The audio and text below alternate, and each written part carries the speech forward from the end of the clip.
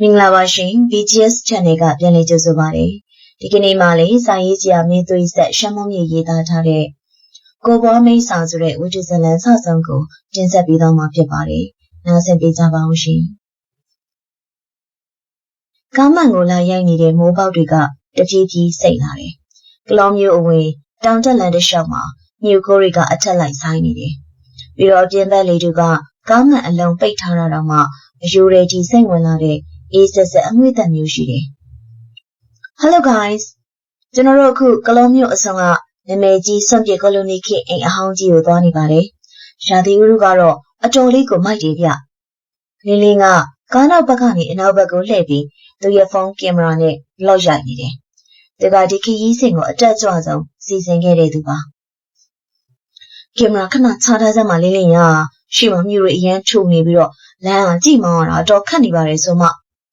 ကားမောင်းနေတဲ့ဒီဟာကမျက်မှောက်ကုပ်ပြီးတော့လှမ်းပြီးတော့ဟန့်လိုက်တယ်။ဒီဟာကဒီအဖွဲမှာအသက်အကြီးဆုံးနဲ့အတည်ငြိမ်ဆုံးဖြစ်လို့အားလုံးကသူ့ကိုခေါင်းဆောင်တယောက်လိုမျိုးအားကိုးကြတယ်။ကားနောက်ခံမှာထိုင်နေတဲ့မင်းသူကသူ့ဖုန်းထဲက GPS မြေပုံကိုမျက်မှောက်ကျုပ်ပြီးတော့သေချာကြည့်တယ်။ဒီဟာရှေ့နာလမ်းဆောင်ရောက်ရင်ဘယ်ဘက်ကညီနီလမ်းအတိုင်းကျိုးဝင်ရမယ်။အဲ့ဒီလမ်းအတိုင်း2မိုင်လောက်ဆက်သွားရင်တောင်ကုန်းပေါ်မှာအိမ်ဟောင်းကြီးကိုရောက်ပြီ။ဒါပေမဲ့လမ်းကတော့တော်တော်ကျနေပြီကွာ။ငါတို့ဒီရာသီဥတုနဲ့အဲ့ဒီအိမ်ပြက်ကြီးတဲ့တော့အိမ်ရမှာတိတ်တော့ဘဝင်မကြဘူး။ပရင်းမောက်ပြင်ဘက်ကိုငေးကြည့်နေတဲ့ပိုးပိုးကတူတူလေးညီးတွားလိုက်တယ်။ဒီမှာက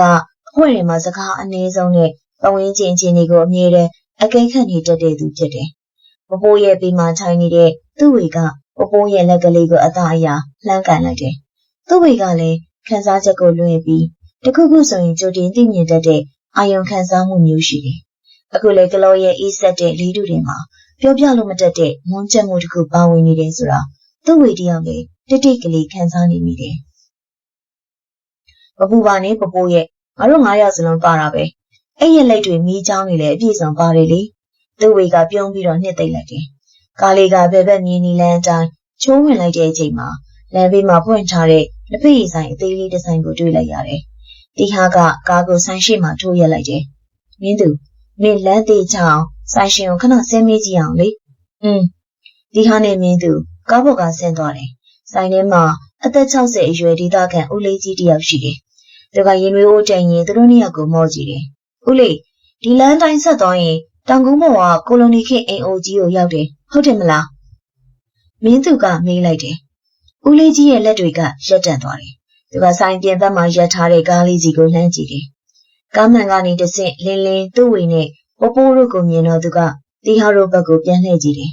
။မင်းတို့အဲ့ဒီအိမ်ကိုသွားမလို့လား။ပြီးတော့အဲ့ဒီမှာညာအိမ်မှာလား။ဦးလေးကြီးရဲ့အတန်ကအော်ရှက်ရှာနေအရန်ကိုမှလေးနဲ့နေပုံရတယ်။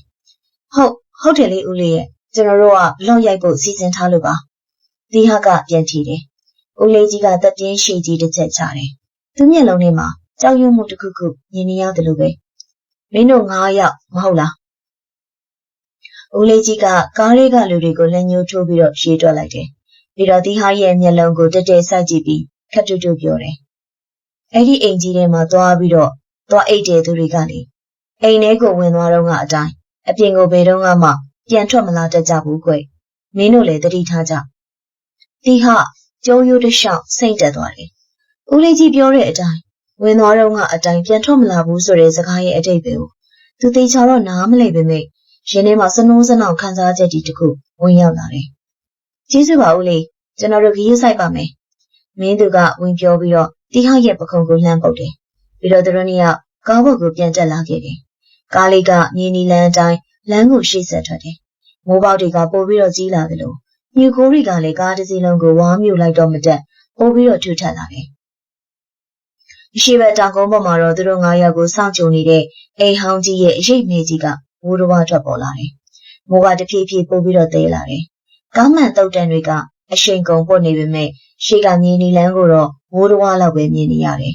။တောင်ပေါ်လန်းဖြစ်တဲ့အပြင်မိုးရီတွေကြောင့်ရှော့ပွက်တွေကချနေလို့ကားဘိန်းကခဏခဏချောထွက်နေတယ်။ဒီဟာကစတီယာရင်ကိုတင်းတင်းကြပ်ကြပ်ဆုပ်ကိုင်ထားပြီးအရှိတ်ကိုအာယုံဆိုင်မောင်းနေတယ်။ဘယ်သူမှစကားမပြောနိုင်ကြဘူး။ကားထဲမှာဆက်နိုးတန်ရဲ့ကားမိုးကိုလောင်းရိုက်နေတဲ့မိုးပေါက်တွေရဲ့အတန်ရဲ့ပဲစူညံနေတယ်။ရုတ်တရက်ကားကရှေ့ကိုဆက်မသွားပဲ ဘိန်းချော့ပြီးတော့ရက်သွားတယ်ဒီဟာကလီဘာကိုထပ်နေကြည့်ပေမဲ့အင်ဂျင်တန်ပြင်းပြင်းထွက်လာတာကလွဲပြီးကာကတလက်မတော့မှရှေ့မတိုးတော့ဘူးဟာရှော့နေကြောင်တော့ပြီထင်တယ်မင်းသူကပြောပြောဆူဆူကားတကားကိုဖွင့်ပြီးတော့အပြင်ကိုငုံကြည့်လိုက်တယ်မိုးရီတွေကသူ့မျက်နှာကိုအရှိန်နဲ့လာရိုက်တယ်နောက်ဘိန်းနှစ်ဘိန်းလုံးအောက်ခံမြေကြီးမရှိတော့ဘူးလဲထွက်နေတာဒီမိုးထဲမှာဘလို့မှတုံးတင်လို့မရနိုင်ဘူးဒီဟာ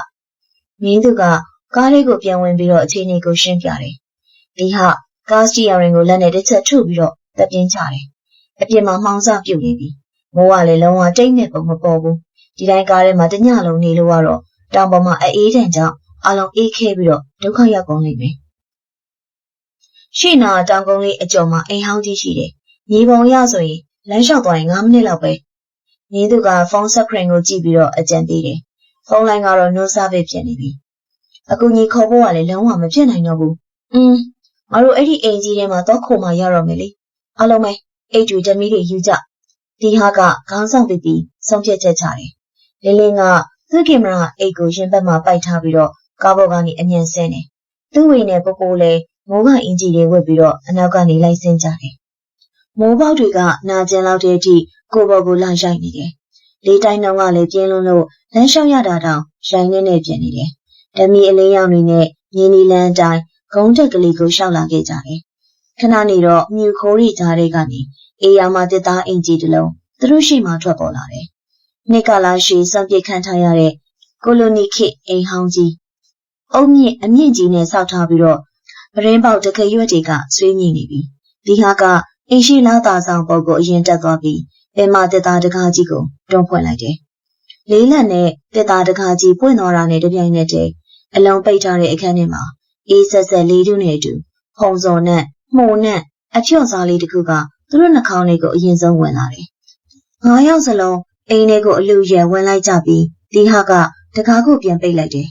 အပြင်ဘက်ကစူညံနေတဲ့လေးတိုက်တန်တွေကတိတ်ဆိတ်သွားတယ်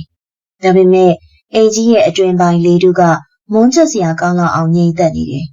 ဓမီထိုးကြည့်လိုက်တော့ကျင်းဝန်းနဲ့ဧကန်ကြီးထဲမှာပရိဘောကအဟောင်းတချို့ကိုအဝိဖြူတွေလွှမ်းထားတာတွေ့ရတယ်သူ့မိုးပေါ်မိုးရွာတဲ့အတန်းကအရန်နားကြီးနေတယ်နော်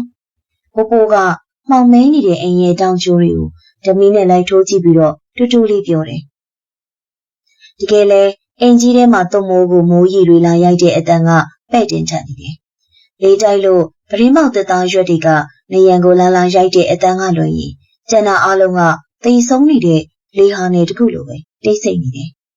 သူ့ဝေကသူ့လက်မောင်းနှစ်ဖက်ကိုပုတ်တက်လိုက်တယ်မိုးရီဆိုလိုချမ်းနေတာထက်ဒီအိမ်ကြီးရဲ့အငွေတက်ကသူ့မကြောရိုးတစ်လျှောက်ကိုစိတ်တက်လောင်ခြောက်ချဖို့ကောင်းတယ်ဒီအိမ်ကြီးထဲမှာသူတို့9ယောက်တည်းရှိနေတာမဟုတ်ဘူးဆိုတဲ့ခံစားချက်တစ်ခုကသူ့ဝေရဲ့အာယုံထဲမှာဖြစ်ခနေပေါ်လာတယ်ကဲအဝတ်စားတွေအရင်လဲလိုက်ကြပြီးရင်အဲခန်းထဲမှာပဲစုပြီးတော့နေကြမယ်တယောက်တည်းအိမ်အပေါ်တက်တွေကိုရှောက်မသွားနဲ့ဒီဟာရဲ့အတန်ကအဲခန်းကျဲကြီးထဲမှာပဲ့တင်ထက်သွားတယ်သူတို့9ယောက်လုံးအပြင်ကမုံတိုင်းကနေလွတ်မြောက်ဖို့ဒီအိမ်ကြီးတွေကိုဝင်လာခဲ့ကြတာမှန်ပေမဲ့တကယ်ထောင်ချောက်အစ်စ်ကဒီအိမ်ကြီးရဲ့အမှောင်ထုတွေမှာသူတို့ကိုစောင့်ကြိုနေတယ်ဆိုတာကိုတော့ဘယ်သူမှကြိုတင်မသိခဲ့ကြဘူးသူတို့9ယောက်လုံးအဝိစာအချောက်တွေကိုလဲဝက်လိုက်ပြီးတော့ဧကန်အလယ်မှာဆွထိုင်းလိုက်ကြတယ်မီးပြတ်နေတဲ့အိမ်ကြီးထဲမှာတီးဟယူလာတဲ့အားကောင်းတဲ့စခန်းချမီးအိမ်လေးတစ်လုံးကပဲသူတို့ဝိုင်းထိုင်နေတဲ့နေရာလေးကိုအလင်းရောင်ပေးထားတယ်အလင်းရောင်မရောက်တဲ့အိမ်ရဲ့တောင်ကျိုးတွေကတော့အနက်ရောင်လေးဟာငယ်ကြီးတွေလိုဟာလာဟင်းလေးနဲ့ကြောက်စရာကောင်းနေတယ်။ခေါမိုးပေါ်ကိုမိုးရီတွေလာရိုက်တဲ့အတန်ကစတိုက်ပဲစုညံနေတယ်။ဒီအိမ်ကြီးကတော်တော်ဟောင်းနေပြီ။ဒါပေမဲ့ကျမ်းမြင့်တွေကတော့ခိုင်သေးတယ်နော်။မင်းသူကကျမ်းမြင့်သက်သားပြားကိုလက်နဲ့ခောက်ကြည့်ပြီးတော့ပြောတယ်။စိတ်လှုပ်ရှားလွယ်တဲ့သူ့ဝိနဲ့ပိုပိုတို့အကြောက်ပြေအောင်တမင်စကားဆလိုက်တာပါ။လင်းလင်းကတော့အခြေအနေကိုနည်းနည်းပေါ့ပါသွားအောင်သူ့ရဲ့ vlog ကင်မရာကိုထုတ်လိုက်တယ်။ကဲအပြင်မှာမှုန်တိုင်းမိပြီးတော့တရေသစိကားတွေထဲရလို့စွန့်ပစ်အိမ်ဟောင်းကြီးထဲမှာလာပိတ်မိနေတဲ့အမတ်တရအဖွဲတပုံလေးတပုံလောက်ပြရအောင်ဟဲ့။လင်းလင်းကပြောဆူဆူကင်မရာကိုမီးလင်းဖို့အဟောင်းကြီးရဲ့အစွန်းမှာသွားတင်လိုက်တယ်။ပြီးတော့10စက္ကန့်တိုင်မှာပေးပြီးတော့သူတို့၄ယောက်ထိုင်နေတဲ့စီကိုပြေးလာတယ်။အားလုံးပြုံးတော့မယ်နော်1 2 3 flash မီးရောင်စူးစူးတစ်ချက်လင်းလက်သွားပြီးတော့အခန်းတစ်ခုလုံးစက္ကန့်ပိုင်းလောက်လင်းထိန်သွားတယ်။ပြီးတော့ချက်ချင်းပဲပြန်မှောင်သွားတယ်။ရပြီ။ပုံဘလို့ထွက်လာမလဲကြည့်အောင်။လာလင်းလင်းက ကင်မရာစီကိုပြန်ပြေးသွားပြီးခလုတ်ကိုနှိပ်လိုက်တယ်။တငယ်ချင်းလေးယောက်ကလည်းသူ့နောက်ကနေလိုက်လာပြီးတော့ကင်မရာစခရင်ကိုဝိုင်းကြည့်လိုက်တယ်။ပုံထဲမှာသူတို့9ယောက်မီးအိမ်ကလေးပြီးမှထိုင်ပြီးတော့ပြုံးနေကြတယ်။ဒါပေမဲ့လင်းလင်းရဲ့လက်မကကင်မရာစခရင်ပေါ်မှာရက်တန့်သွားတယ်။သူ့မျက်နှာပေါ်ကအပြုံးကချက်ချင်းပြောက်ကွယ်သွားပြီးတော့မျက်မှောင်ကုတ်သွားတယ်။ယောက်ငါတို့ဘွဲ့တွေမှာ9ယောက်တည်းပါတာမဟုတ်ဘူးလား။လင်းလင်းအတန်ကရုတ်တရက်တုံညီသွားတယ်။ယောက်ဘာကြောင်တာတော့9ယောက်တည်းလေးလင်းလင်းရတီဟာကပြောပြီးကင်မရာစခရင်ကိုတေချာငုပ်ကြည့်လိုက်တယ်။တီဟာမျက်လုံးကြီးပြူးကျဲသွားတယ်။ဟမ်အဲ့ဒါဆိုငါတို့နောက်ကအမောင်လေးမှာရက်နေတဲ့တယောက်ကဘာလို့လဲလင်းလင်းကပုံကိုစွန်းဆွဲချဲ့လိုက်တယ်။သူတို့9ယောက်ထိုင်နေတဲ့နေရာရဲ့အနောက်ဘက်အလင်းရောင်ကောင်းကောင်းမရောက်တဲ့လေကအောက်ကမှောင်ရိပ်ထဲမှာအရက်ရှိရှိနဲ့လူတယောက်လက်ထက်ရက်နေတာကိုပုံထဲမှာအထင်းသာတွေ့လိုက်ရတယ်။အဲ့ဒီပုံရိပ်ကမျက်နှာကိုတေချာမမြင်ရပဲဝိုးဝါးဖြစ်နေတယ်။ဒါပေမဲ့လူတယောက်ရဲ့ခန္ဓာကိုယ်စူးစားအတိုင်းတိတိကျကျကြီးဖြစ်နေပြီးတော့အဲ့ဒီအရေးကြီးကသူတို့9ယောက်ကိုအနောက်ကနေငုံကြည့်နေတဲ့အနေအထားမျိုးဖြစ်နေတယ်။ပို့ပြီးတော့ကြောက်စရာကောင်းတာကသူဝစ်ထားတဲ့အင်ကြီးအယောင်ကိုဟန်အနေထားတွေကသူတို့9ယောက်ထဲကတယောက်ယောက်နဲ့သွားပြီးတော့ခက်ဆင်ဆင်တူနေတယ်လို့ခံစားရတယ်။ဟင်သူ့ဝေကအလန့်တကြားအနက်ကိုခြေတလန်းဆုပ်လိုက်တယ်။ပိုးကတော့သူ့ဝေရဲ့လက်မောင်းကိုတင်းတင်းကြပ်ကြပ်ဆုပ်ကိုင်းလိုက်တယ်။ဒီဟာကကင်မရာစီကနေအကြည့်လွှဲပြီးပုံထဲမှာအဲ့ဒီအရေးကြီးရက်နေတဲ့လေကအောက်ကတောင်ကျိုးစီကိုဓမီနဲ့ချက်ချင်းပဲလှမ်းထိုးကြည့်လိုက်တယ်။အလေးရောင်ဆူဆူအောက်မှာအဲ့ဒီနေရာမှာဘာမှမရှိဘူး။တက်သားလေးကတဲ့အဟောင်းလေးနဲ့ပင့်ကူအိမ်လေးကလွဲလို့ဘာမှမရှိဘူး။ငါဝင်လာကြတဲ့တယောက်ယောက်ကငါ့ကိုစိုက်ကြည့်နေတယ်လို့ခံစားနေရတယ်လို့ငါပြောတော့ပဲ။ပိုးကအတန်တုံလေးနဲ့ရှင်းရွက်လိုက်တယ်။လေတက်လိုက်လို့အိမ်ကြီးရဲ့တက်သားနေရံတွေကအတန်အကျယ်ကြီးထွက်လာတယ်။မိုးရွာတဲ့နေကြားထဲမှာသူတို့9ယောက်ရဲ့အသက်ရှူတန်တွေကပြင်းထန်နေကြတယ်။တပုံတွေကဝိုးတော်ပုံရိပ်ကြီးကဒီအိမ်ကြီးထဲမှာသူတို့ကြီးပဲမဟုတ်ဘူးဆိုတာသက်သေပြနေတယ်။ဒီဟာကလင်းလင်းလက်ထဲကကင်မရာကိုဆွဲယူပြီးပုံကိုဆွန်းချလိုက်ပြန်လျှော့လိုက်နဲ့တေချာစစ်ဆေးကြည့်တယ်။ပြီးတော့တပြင်းတစ်ချက်ချပြီးကင်မရာကိုလင်းလင်းစီကိုပြန်ကန်ပေးလိုက်ကဒါကင်မရာ error တတ်ပါပဲလင်းလင်းရမင်းကိုယ်တိုင်လည်းမြင်တာပဲလေ။ကိုနောက်မှာဘာမှမရှိဘူး။ဒီဟာကလေကအောက်ကအမောင်တူးစီကိုဓမီနဲ့ထပ်ထိုးပြရင်းနဲ့ပြောတယ်။မင်းတို့ကလည်းသူ့မျက်မှန်ကိုပင့်တင်ပြီးဒီဟာဘက်ကနေထောက်ခံတယ်။ဒီဟာပြောရမှန်တယ်။အဲ့ဒီလိုအလင်းရောင်မရှိတဲ့နေရာမျိုးမှာအလင်းဖန်းတာနှေးသွားတော့ပုံရိပ်ထင်သွားတာဖြစ်မှာပေါ့။အဲ့ဒါဖြစ်တတ်တာပဲဟာ။ပြီးတော့ဓာတ်ပုံရိုက်တဲ့စက္ကန့်ပိုင်းလေးတွေမှာငါတို့တွေကတယောက်ယောက်များလှုပ်ရှားလိုက်မိလို့နေမှာပေါ့။အဲ့တော့အဲ့ဒီအရေးကကင်မရာစခရင်ပေါ်မှာတော့ထက်နေတာနေမှာပေါ့ကွ။ကိုယ်စိတ်နဲ့ကိုမချောက်စမ်းပါနဲ့။လင်းလင်းကကင်မရာကိုပြန်ယူရင်းဇဝေဇဝါနဲ့ခေါင်းကုပ်တယ်။ငါကင်မရာဈေးကြီးပါတယ်ကွ။ထားလိုက်ပါတော့မင်းသူပြောသလိုပဲဖြစ်မှာပါ။လင်းလင်းကလည်းရီကျဲကျဲလုပ်ပြီးအခြေအနေကိုပေါ့ပါသွားအောင်ကြိုးစားပေမဲ့သူ့ရီတန်ကအင်ကြီးထဲမှာတဘာဝမကျပဲအကွက်ကွဲဖြစ်နေတယ်။သူတို့9ယောက်စလုံးအဲ့ခန့်အလေကကော်စောအဟောင်းကြီးပေါ်မှာအိယာလိတ်တွေကိုဖျက်ခင်းလိုက်ကြတယ်။အပြင်ဘက်မှာမိုးကပိုသေးလာပြီးတော့သူ့မိုးကိုရိုက်ခတ်နေတဲ့အတန်တွေကငားကွဲမတက်ဆွညံနေတယ်။လေအေးတွေကပရင်းမောက်တက်သားရွက်တွေကြားကနေတရှူးရှူးနဲ့အိမ်ထဲကိုတိုးဝင်နေတယ်။မီးအိမ်လေးရဲ့အလင်းရောင်အောက်မှာအားလုံးကဝိုင်းထိုင်နေကြပေမဲ့ဘယ်သူမှစကားသိပ်မပြောဖြစ်ကြဘူး။ဒီဟာနဲ့မင်းတို့ကကင်မရာချုပ်ရင်းချက်ကိုလောจิตကြကြတွေးပြီးဖြေသိမ့်လိုက်ကြတယ်။သူတို့ရဲ့ရင်ဘတ်ထဲမှာတော့အနေနဲ့အများစိုးရင်စိတ်တွေကညှိပြီးတော့ကြံ့ရင်နေခဲ့ပြီ။ပိုးကသူ့ဒူကောင်နှစ်ဖက်ကိုပိုက်ပြီးခေါင်းလေးငုပ်ထားတယ်။ဒါပေမဲ့သူ့မျက်လုံးတွေကလေကအောက်ကစီကိုခဏခဏရောက်သွားတယ်။သူမရဲ့ကိုဟန်အနေထားကတခုခုကိုအလွန်မင်းကြောက်ရွံ့ပြီးတင်းမာနေတဲ့ပုံစံမျိုးသူ့ဝေကပိုးနာကိုတိုးထိုင်လိုက်ပြီးသူ့နှွေးတဲ့အင်ဂျီလေးကိုပိုးပခုံးပေါ်လွှမ်းခြုံပေးလိုက်တယ်။ဘာဖြစ်လို့လဲပိုးအရင်ချမ်းနေလို့လား။သူ့ဝေကတူတူလေးမေးတယ်။ပိုးကသူ့ဝေရဲ့လက်ကိုအေးဆက်နေတဲ့သူမရဲ့လက်ချောင်းလေးတွေနဲ့တင်းတင်းကြပ်ကြပ်ဆုပ်ခိုင်းလိုက်တယ်။ပြီးတော့ဒီဟာတို့မကြောက်အတန်ကိုအတက်နိုင်ဆုံးနှိမ်ပြီးတော့ကပ်ပြောတယ်။ဒီဟာနဲ့မင်းသူတို့ကကင်မရာကြောင့်လို့ပြောနေကြပေမဲ့အဲ့ဒါငါသိတယ်သူ့ဝေငါတေချာခန်းစားနေရတာအဲ့ဒီလေးကအောက်ကအမောင်ထဲမှာတယောက်ယောက်ကရက်ပြီးတော့ငါတို့အခုထိစိုက်ကြည့်နေတော့မယ်သူ့ဝေကြောရိုးတစ်လျှောက်စက်သိန်းတွေဖြန်းနေထားသွားတယ်။ဒီမှလည်းလေကအောက်ကမောင်မဲနေတဲ့တောင်ကျိုးစီကိုလှမ်းပြီးတော့ကြည့်လိုက်မိတယ်။ဓမီနဲ့ထိုးကြည့်တော့က အဲ့ဒီနေရာမှာဘာမှမရှိဘူးဆိုတာသိကြပေမဲ့အခုချိန်မှာအဲ့ဒီအမောင်တို့ကြီးကသူတို့ကိုပြန်ပြီးတော့စိုက်ကြည့်နေတယ်လို့မျိုးလေးလံတဲ့ခန်းစားချက်ကြီးကိုသူ့ဝေကိုယ်တိုင်လည်းအတိုင်းသာခန်းစားလိုက်ရတယ်။ဒီအင်ကြီးထဲမှာသူတို့9ယောက်တည်းမဟုတ်ဘူးဆိုတဲ့အသည့်ကသူ့ဝေနဲ့ပိုပိုတို့ရဲ့စိတ်အာရုံထဲမှာအမြင့်တွေစပြူလာပြီးဖြစ်တယ်။ညနေလာလေကလောရဲ့မိုးကပိုပြီးတော့ကြမ်းတမ်းလာလိမ့်ပဲ။အဲကန်ထဲမှာတိခမင်းသူ့ဝေနဲ့ပိုပိုတို့4ယောက်စလုံးအိယာလေးတွေပေါ်မှာမိကနေအိပ်ပျော်သွားကြပြီ။မိအိမ်ကလေးကလည်းဘက်ထရီအားနေလာလို့အလင်းရောင်ကတပြေးပြေးမီးမိန်လာတယ်။လင်းလင်းတယောက်တော့အိမ်မပျော်သေးဘူး။သူကကင်မရာကိုကင်ပြီးပုံလေးကိုပြန်ပြီးတော့စစ်ဆေးနေတယ်။ရုတ်တရက်ကင်မရာစခရင်ပေါ်မှာဘက်ထရီလိုဆိုတဲ့စားတဲ့အနီရောင်ကလေးကလင်းလာတယ်။လင်းလင်းကစိတ်ပြက်လက်ပြက်နဲ့တက်ပြင်းချလိုက်တယ်။သူကအဘိုးဘက်ထရီနဲ့ပါဝါဘန်းကအိမ်ရှိလာတာဆောင်ပေါ်မှာချက်ထားခဲ့တဲ့အိမ်ချင်းမှာကျန်ခဲ့တယ်ဆိုတာသတိရသွားတယ်။သူကအိပ်ပျော်နေတဲ့တငယ်ချင်းတွေကိုမနှောက်ယှက်ချင်တာနဲ့သူ့ဖုန်းမီးလေးကိုဖွင့်ပြီးအဲကန်ထဲကနေတိတ်ကလေးထွက်ခဲ့တယ်။အင်ကြီးရဲ့တစ်သားကျမ်းမြင်တွေကခြေလန်းတလန်းလန်းလိုက်တိုင်းကျုခင်နဲ့အတန်းမြည်နေတယ်။အိမ်ရှိတကားမကြီးစီကိုသွားတဲ့ရှောက်လန်းတစ်လျှောက်လုံးကနေမောင်နေပြီးတော့အေးဆက်နေတယ်။အပြင်ဘက်ကလေးတိုက်တန်နဲ့မိုးရွာတဲ့တွေကအိမ်အိုကြီးရဲ့နေရံတွေကိုထိုးဖောက်ပြီးတော့ဝင်ရောက်လာတယ်။လာတာဆောင်တကားဝါကိုရောက်တော့လင်းလင်းကတကားကိုဖြည်းဖြည်းချင်းဆွဲဖွင့်လိုက်တယ်။မိုးဆက်တချို့ကလေပြင်းနဲ့အတူသူ့မျက်နှာကိုဖြတ်ခနဲ့လာဆင်သွားတယ်။သူကနေရံမှာချိတ်ထားတဲ့သူ့ရဲ့မိုးပိုင်းအင်ဂျီစီကိုသွားပြီးအိတ်ခက်ထဲကဘက်ထရီကိုဆန်းယူလိုက်တယ်။ဒီချိန်မှာပဲလင်းလေးလေးတိုက်တန်တွေမိုးရွာတန်တွေကြားတဲ့ကနေခက်တူတူခေါ်တန်တခုသူကြားလိုက်ရတယ်။အတန်ကအင်ရှိချံဝင်းတွေကမှောင်ရိပ်တီကြားတွေကထွက်လာတာလင်းလင်းရဲ့လက်တွေရက်တန့်သွားတယ်။ဒီဟာလားမင်းသူလားသူပြန်အော်မေးလိုက်တယ်။ဒါပေမဲ့ဘာတမ်းမှပြန်မကြားရဘူး။သူကဖုန်းမီးနဲ့ချံဝင်းထဲကိုလှမ်းထိုးကြည့်လိုက်တယ်။မိုးပေါက်တွေဖြတ်ကျနေတာကလွဲလို့ဘာမှမမြင်ရဘူး။ဟမ်ငါနားကြမှားတာပါ။ကိုတတိပိန်ရင်လင်းလင်းကအိမ်ထဲကိုပြန်ဝင်မို့လှည့်လိုက်တယ်။လင်းလင်းဒီမှာ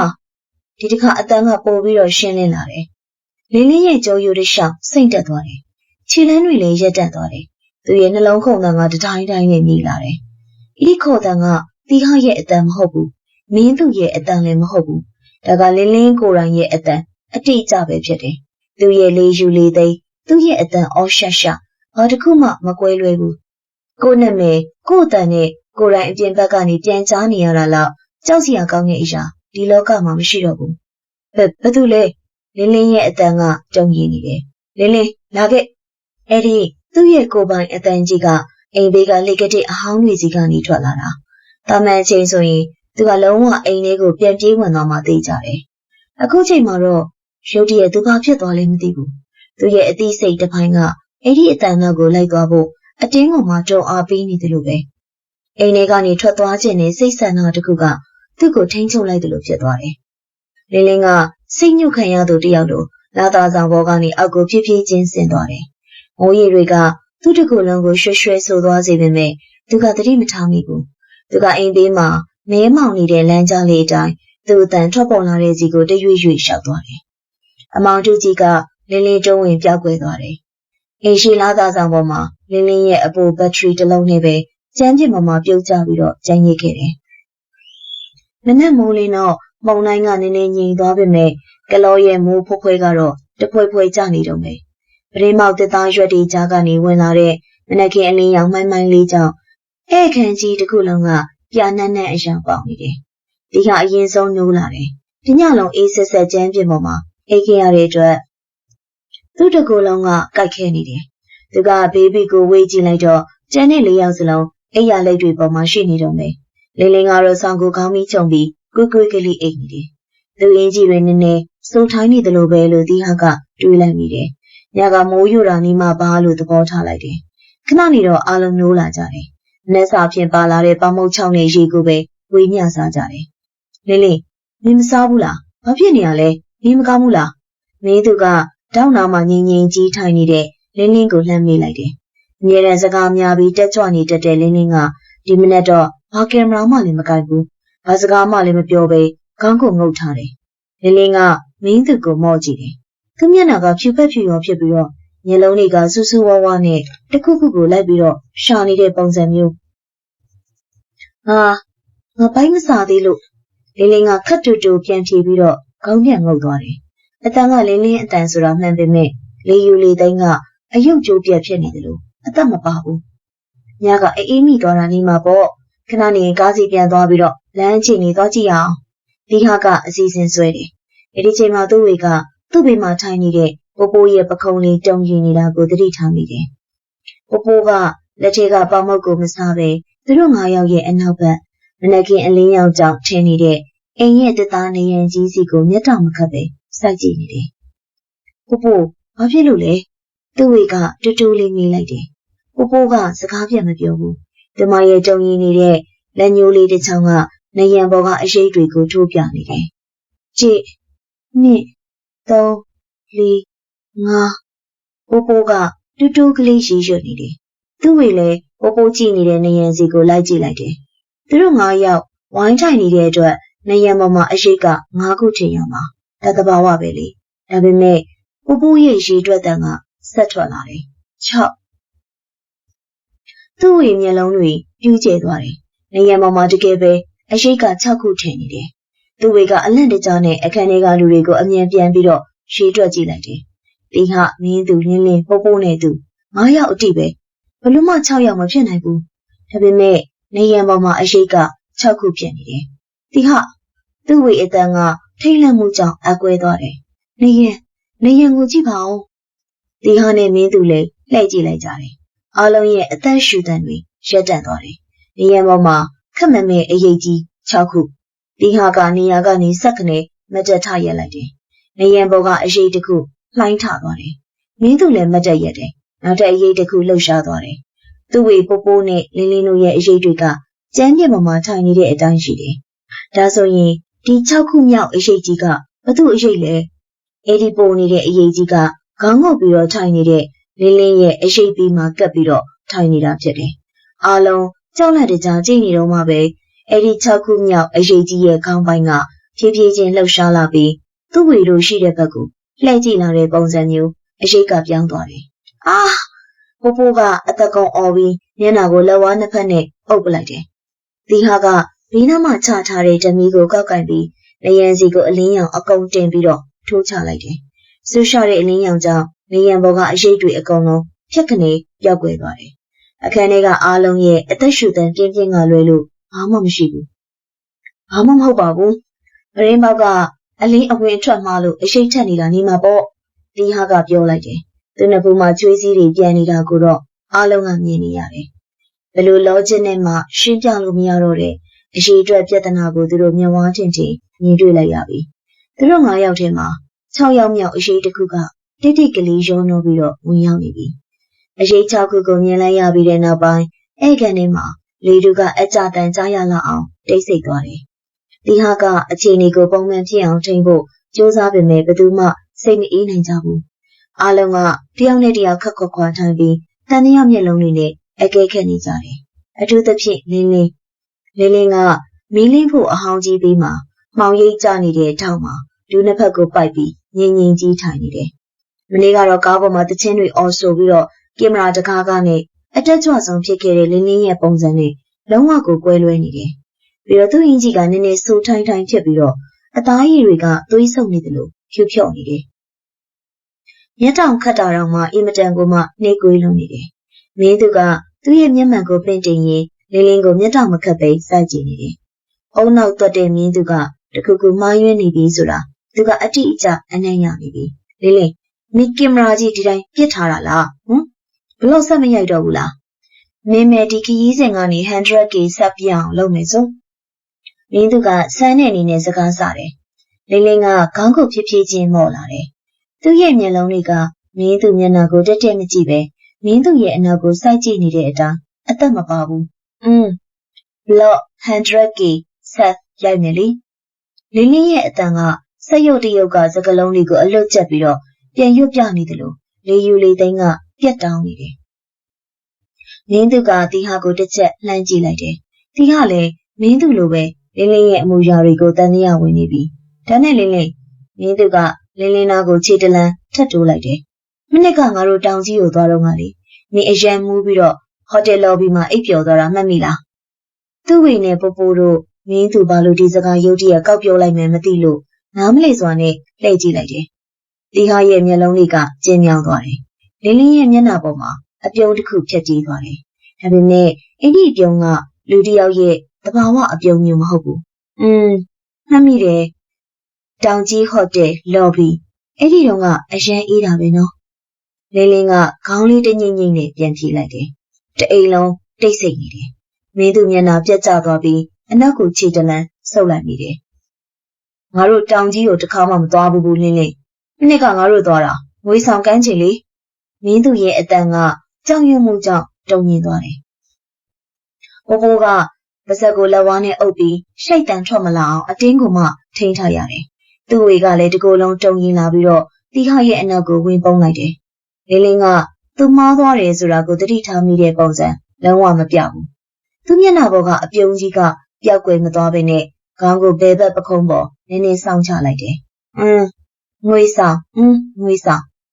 လင်းလင်းသူ့ဘေးနာကနေရာလွတ်ကိုကြည့်ပြီးတယောက်တည်းရေးရွတ်နေတယ်။တီဟာအနားမှာရှိတဲ့တက်သားတုပ်တစ်ချောင်းကိုတင်းတင်းကြပ်ကြပ်စုပ်ကန်လိုက်တယ်။အခုသူတို့ရှိမှထိုင်နေတာသူတို့ရဲ့တငယ်ချင်းလင်းလင်းအစ်စ်မဟုတ်ဘူးဆိုတာအားလုံးကသိကြသွားပြီ။ရုပ်ကတော့လင်းလင်းနဲ့တစ်ထက်တည်းတူနေပေမဲ့ဒီအိမ်ကြီးတွေကတခုခုကလင်းလင်းရဲ့နေရာမှာအစားထိုးပြီးတော့ဝင်ရောက်နေခဲ့ပြီ။ဒါဆိုရင်တကယ်လင်းလင်းအစ်စ်ကဘယ်ရောက်နေပြီလဲ။လင်းလင်းရဲ့မှတ်ဉာဏ်นี่လွဲချုံနေမှန်းသိလိုက်တဲ့အချိန်မှာသူတို့ရင်ထဲမှာဖော်မပြနိုင်တဲ့ကြောက်ရွံ့မှုတွေခံစားနေကြရတယ်။ဒီဟာကမင်းသူကိုမျက်ရည်ပြလိုက်တယ်။သူတို့ရှိမှထိုင်နေတဲ့အရေးကြီးနဲ့အတူတူဆက်ထိုင်နေဖို့ဆိုတာဘယ်လို့မှမဖြစ်နိုင်တော့ဘူး။ငါတို့ဒီဧည့်ခန်းထဲမှာဆက်နေလို့အဆင်မပြေဘူး။အိမ်နောက်ဖေးကအခန်းတစ်ခန်းခန်းမှာတော့ပုံနေတာပို့ပြီးတော့လုံခြုံတယ်။အားလုံးပဲအတူတူထကြ။ဒီဟာကအတန်ကိုတက်နိုင်သမျှတင်းငင်အောင်ထိန်းပြီးတော့ပြောလိုက်တယ်။သူ့ဝေနဲ့ပိုပိုဝုန်းကနေမတက်ထားရတယ်။လင်းလင်းကလည်းသူတို့နောက်ကနေအယုတ်ကျိုးပြက်ပုံစံမျိုးနဲ့ဖြည်းဖြည်းချင်းလိုက်ထလာတယ်။သူ့ရဲ့မျက်လုံးတွေကသူတို့လေးယောက်ကိုစိုက်ကြည့်နေတယ်။ဒီဟာကဓမီကိုကိုင်းပြီးရှေ့ဆုံးကနေဥဆောင်တယ်။သူ့ဝေနဲ့ပိုပိုကအလဲကမင်းသူကနောက်ဆုံးကနေလိုက်တယ်။လင်းလင်းကတော့သူတို့နဲ့ခြေလမ်း၃လမ်းအကွာကနေတရွရွနဲ့လိုက်လာတယ်။အင်ကြီးရဲ့တက်သားချမ်းမြင့်တွေကသူတို့ခြေလမ်းတွေအောက်မှာတကြွကြွနဲ့အောင်နေတယ်။သမီးစားခန်းအဟောင်းကြီးတွေကိုအဖြတ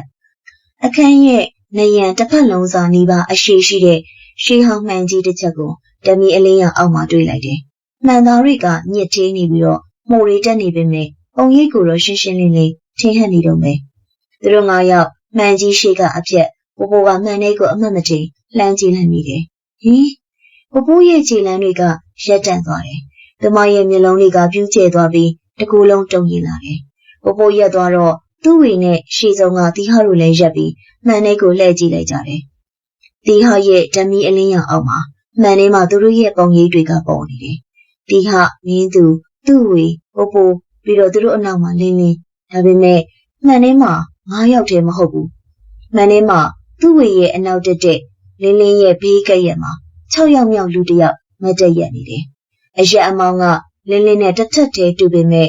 မျက်နှာတစ်ခုလုံးကအမဲရောင်အခိုးငွေတွေဖုံးလွှမ်းနေတယ်လို့ဘိုးတော်ဝဖြစ်နေတယ်။အဲဒီ6ယောက်မြောက်ပုံရိပ်ကြီးကမှန်လေးကနေသူ့ဝေရဲ့ကုတ်ပေါ်ကိုငုံကြည့်နေတယ်။သူ့ဝေကအလက်တကြားသူမရဲ့အနောက်ကိုဆက်ခနဲ့လှည့်ကြည့်လိုက်တယ်။လက်တွေမှာဘာမှမရှိဘူး။ဒါပေမဲ့မှန်လေးကိုပြန်ကြည့်လိုက်တော့အဲ့ဒီအရေးကြီးကသူ့ဝေရဲ့အနောက်မှာရက်နေတော့မယ်။အဲ့ဒီအချိန်မှာစက်သိန်းထားစရာအကောင်းဆုံးအရာကိုတီဟာကသတိထားလိုက်မိတယ်။အပြင်ဘက်မှာရက်နေတဲ့လင်းလင်းကဘာလှုပ်ရှားမှုမှမရှိပဲငြိမ်သက်နေပေမဲ့မှန်လေးကလင်းလင်းရဲ့ပုံရိပ်ကသူ့အလိုလိုလှုပ်ရှားသွားတယ်။မှန်လေးကလင်းလင်းကခေါင်းကိုဖြည်းဖြည်းချင်းလှည့်ပြီးသူ့ဘေးမှာရက်နေတဲ့အဲ့ဒီ6ယောက်မြောက်အရေးကြီးကိုကြည့်ပြီးပြုံးပြလိုက်တယ်။လေပင်ကြွက်သားတွေပြက်ထွက်မတက်ပြုံးပြလိုက်တဲ့တောင်းတောင်းတင်းတင်းအပြုံးတောင်းတောင်းကြီ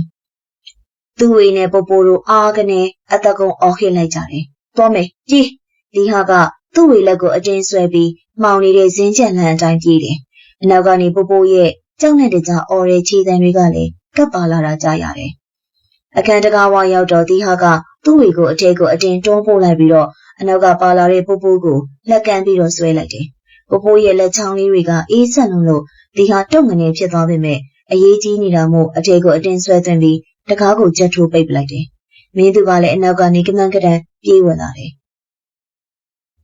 သူတို့၄ယောက် အခန်းတစ်ခန်းထဲမှာဝင်ပြီးတကားကိုချက်ချင်းဆွဲပိတ်ပြီးတော့ချက်ချလိုက်ကြတယ်လင်းလင်းကတော့သူတို့နောက်ကိုလိုက်မလာခဲ့ဘူးတကားကိုကြောမိပြီးအသက်ရှူမဝအောင်ဖြစ်နေတဲ့တီဟာတို့၄ယောက်စလုံးရဲ့ရင်ထဲမှာတော့မှန်ထဲမှာသူတို့ကိုစိုက်ကြည့်နေတဲ့အရိပ်မဲကြီးနဲ့အဲ့ဒီအရိပ်မဲကြီးကိုပြုံးပြနေတဲ့လင်းလင်းရဲ့ကြောက်မက်ဖွယ်ရာမျက်နှာကြီးကဆွဲထင်ကြံ့ရင်းနေခဲ့ပြီဖြစ်တယ်တီဟာမင်းသူ့ဝေနဲ့ပိုပိုတို့၄ယောက်စလုံးအခန်းငယ်လေးထဲမှာအသက်ရှူတန်ပြင်းပြင်းတွေနဲ့ပိတ်မိနေကြတယ်ဘသူမှစကားမပြောနိုင်ကြသေးဘူးအပြင်ဘက်ကလေးတိုက်တက်နဲ့မိုးရွာတန်ကဒီခန်းလေးထဲမှာစိတ်ဝင်နေတယ်မင်းသူကတကားချက်ကိုတေချာစစ်ဆေးပြီးအနက်ကိုဆုပ်လိုက်တယ်အခန်းထဲမှာအဟောင်းအမြင်ပစ္စည်းတချို့နဲ့ပရင်းပေါက်တစ်ပေါက်ကလွယ်လို့ဘာမှမရှိဘူးဒီဟာကတမီးကိုမှိတ်ထားလိုက်တယ်အပြင်ကလင်းလင်းသိသွားမှဆိုလို့အမောင်လေးမှပဲငြိမ်နေကြဖို့ဆုံးဖြတ်လိုက်တယ်ပိုပိုကကျမ်းမြင့်ပေါ်မှာထိုင်ချလိုက်ပြီးဒူးနှစ်ဖက်ကိုပိုက်ထားတယ်သူ့ဝေကပိုပိုရဲ့ဘေးမှာထိုင်ရင်ပခုံးလေးကိုအသာအရာဖတ်ထားပေးတယ်ဒီဟာကပရင်းပေါက်နာကိုတူတူကလေးရှောက်သွားပြီးတစ်သားတကယ်ရွက်အကွယ်ချောင်းကြားကနေအပြင်ဘက်ကိုချောင်းကြည့်လိုက်တယ်အပြင်မှာမိုးကတဖွဲဖွဲကျနေတော့မယ်မြူကိုရီကအိမ်နောက်ဘေးခြံဝင်းတစ်ခုလုံးကိုဖုံးလွှမ်းထားတယ်ရုတ်တရက်တီဟာရဲ့မျက်လုံးတွေပြူးကျသွားတယ်သူအသက်ရှူတန်ကဆက်ခနဲ့ရက်တန့်သွားပြီးတော့ပရင်းပေါက်တစ်သားပေါင်းကိုတင်းတင်းကြပ်ကြပ်ဆုပ်ကိုင်းလိုက်မိတယ်အိမ်နောက်ဘေးကရေတွင်းဟောင်းကြီးရဲ့ပြီးရှော့ဘွက်ဒီထဲမှာလူတယောက်မှောက်ရက်သားလဲကျနေတယ်အဲ့ဒီလိုဝတ်ထားတဲ့အင်ကြီးအယောင်ကိုဟန်အနေထားပြီးတော့သူ့ဘေးမှာရှော့နေတဲ့မှာပြုတ်ကျနေတဲ့ဓမီအသေးလေးတစ်လက်အရှိတ်တွေအားလုံးကတီဟာတို့နဲ့အတူတူလာခဲ့တဲ့တငယ်ချင်းတယောက်ရဲ့ပုံစံအတိအကျပဲမင်းသူကတီဟာရဲ့ပုံစံကိုကြည့်ပြီးပရင်းပေါက်နာကိုအမြင်တိုးလာတယ်တီဟာကြည့်နေတဲ့နေရာကိုလိုက်ကြည့်လိုက်တော့မင်းသူလည်းမျက်နှာပြက်ကျသွားတယ်ရှော့ဘွက်တွေထဲမှာမှောက်ရက်သားလဲကျနေတဲ့သူကလင်းလင်းအစ်စ်ပဲသူ့ရဲ့ခန္ဓာကိုယ်ကလုံးဝမလှုပ်ရှားတော့ဘူးမိုးရီတွေကသူ့ကြောပြင်ပေါ်ကိုအဆက်မပြတ်ရိုက်ခတ်နေတယ်လင်းလင်းအစ်စ်ကညကလေးကအပြင်ကိုထွက်သွားပြီးဒီရှော့ဘွက်တွေထဲမှာအသက်မဲ့သွားခဲ့တာသိကြသွားပြီ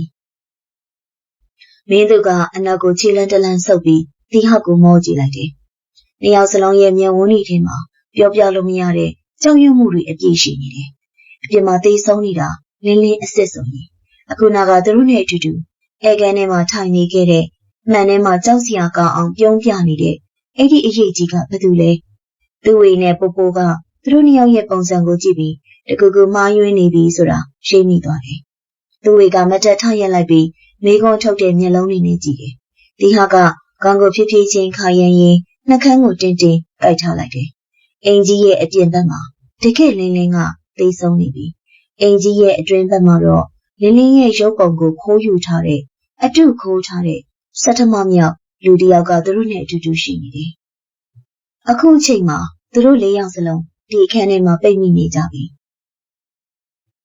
ပရင်းပေါက်ကနေအနောက်ကိုဆုပ်လာတဲ့တီဟာရဲ့မျက်နှာကသွေးဆုပ်နေတယ်။မင်းသူကလည်းအသက်ရှူမှလို့မတက်ဖြစ်နေပြီးတော့နေရန်ကိုကျုံးမိချလိုက်တယ်။သူ့ဝေကသူတို့နှစ်ယောက်ကိုကြည့်ပြီးဘာမြင်ခဲ့တာလဲ။အဲ့ဒီလိုတူတူလေးမြင်လိုက်တယ်။တီဟာကစရွေးတစ်ချက်ကိုမြုပ်ချလိုက်ပြီးအပြင်ဘက်ရွှံ့ဘွက်တွေထဲမှာတကယ်လင်းလင်းအစ်စ်သေဆုံးနေတဲ့အကြောင်းရှင်းပြလိုက်တယ်။အဲ့ဒီစကားလေးကြားရောပိုပိုကျမ်းမြင့်ပေါ်မှာခွေကနေလဲကျသွားတယ်။သူ့ဝေလည်းမျက်ရည်တွေကျလာပြီးပါးစပ်ကိုလက်နှစ်ဖက်နဲ့အုပ်ထားလိုက်တယ်။ဒါတာမန်တရေမဟုတ်ဘူး။ငါတို့တရားတယောက်ယောက်ရဲ့ပုံစံကိုအတိအကျကူးယူထားတဲ့ကိုဘွားမိစ္ဆာဝိညာဉ်ပဲဖြစ်ရမယ်။တီဟာကလည်းပြောလိုက်တယ်။သူတို့နဲ့အတူတူအဲကန်ထဲမှာထိုင်နေခဲ့တဲ့မှန်ထဲမှာပြုံးပြနေခဲ့တဲ့လူကလင်းလင်းမဟုတ်ဘူး။လူသားတွေရဲ့ပုံစံကိုအတိအကျအတုခိုးနိုင်တဲ့ကိုဘွားမိစ္ဆာဝိညာဉ်တစ်ကောင်ဆိုတာသိချသွားပြီ။အခန်းထဲမှာရှိုက်ငိုတန်းတချို့ကလွယ်ပြီးတိတ်ဆိတ်သွားတယ်။အပြင်ဘက်မှာမိုးတန်းတွေကပိုပြီးတော့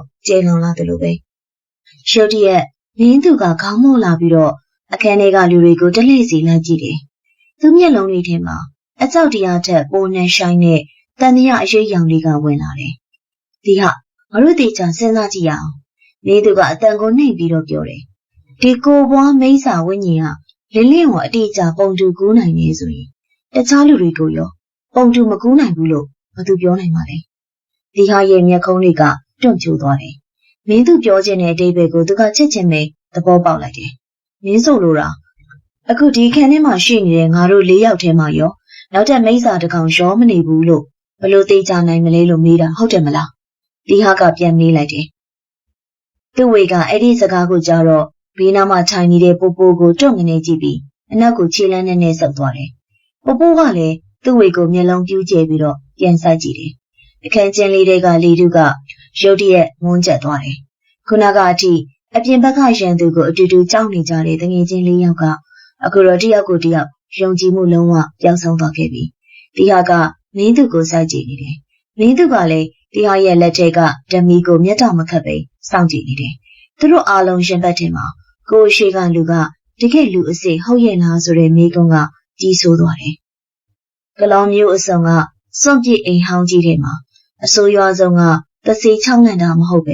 ယုံကြည်မှုပျက်စီးသွားတဲ့အချိန်မှာပေါ်လာတဲ့တန်တရားစိတ်ဆိုတာသူတို့ခံစားလိုက်ရတော့တယ်။အခန်းကျင်းလေးထဲမှာတိတ်ဆိတ်နေတယ်။ဒီဟာကတကားဝါကိုကြောပေးပြီးတော့ကျမ်းမြေပေါ်မှာထိုင်နေတယ်။မင်းသူကပရင်းပေါက်နာမှာမတ်တက်ရင်အပြင်ဘက်ကိုတတိထားပြီးအကဲခတ်ကြည့်နေတယ်။ပိုပိုကတကားတောက်ကဒူးစစ်နှစ်ဖက်ကိုပိုက်ပြီးတော့ခေါင်းငုပ်ထားတယ်။လူလေးယောက်ရှိနေပေမဲ့တယောက်နဲ့တယောက်ကြားမှာကြီးမားတဲ့တန်တရားတံတိုင်းကြီးတွေကချားသွားပြီဆိုတာအားလုံးကကိုယ်စီခံစားနေရတယ်။အဲ့ဒီချိန်မှာသူ့ဝေရဲ့နားထဲမှာလေတိုးတန်နေကြတဲ့ကနေခတ်တူတူအတန်တကုစတင်ဝင်ရောက်လာတယ်။တာမန်လေတိုးတန်မဟုတ်ပဲလူတယောက်နားကပ်ပြီးတီတိုးပြောနေတဲ့အတန်မျိုးဖြစ်တယ်။ဒီမှာဆက်မနေချင်တော့ဘူး။အရန်ပင်ပန်းနေပြီ။သူ့ဝေမျက်လုံးကြီးပြူးကျဲသွားတယ်။အတန်ကအော်ရှက်ရှက်နဲ့ခြောက်ကပ်နေပေမဲ့အဲ့ဒီအတန်ထဲမှာဒေါသထွက်နေတာမျိုးခြောက်လန့်ကျင်တာမျိုးမပါဘူး။အလွန်အမင်းမုန်းချက်နေပြီးတော့လွမြောက်ချင်နေတဲ့ဆန္ဒတွေပါဝင်နေတယ်။နင်တို့ဘာတမ်းမှမကြဘူးလား။သူ့ဝေကတုံရီနေတဲ့အတန်နဲ့တိတ်ဆိတ်မှုကိုဖြိုခွင်းပြီးတော့မေးလိုက်တယ်။ဒီဟာကကောင်းမော့လာပြီးသူ့ဝေကိုမျက်မှောင်ကျုပ်ပြီးတော့ကြည့်တယ်။မင်းသူကလည်းပရင်းပေါက်ကနေလှည့်လာတယ်။ဘာတန်လဲသူ့ဝေငါတို့ဘာမှမကြားပါဘူး။လေးတိုက်တန်တွေပဲရှိတာလေ။ဒီဟာကတူတူနဲ့ပြန်ကြည့်တယ်။မဟုတ်ဘူးဒီဟာငါတိချာကြားနေရတယ်။ဒီအိမ်ကြီးတွေကဝိညာဉ်တစ်ခုခုကငါ့ကိုစကားလာပြောနေတာ။သူ့ဝေရဲ့အသက်ရှူတန်ကပုံပုံမြန်းဆန်လာတယ်။သူဒီမှာဆက်ပြီးတော့မနေချင်တော့ဘူးတဲ့အ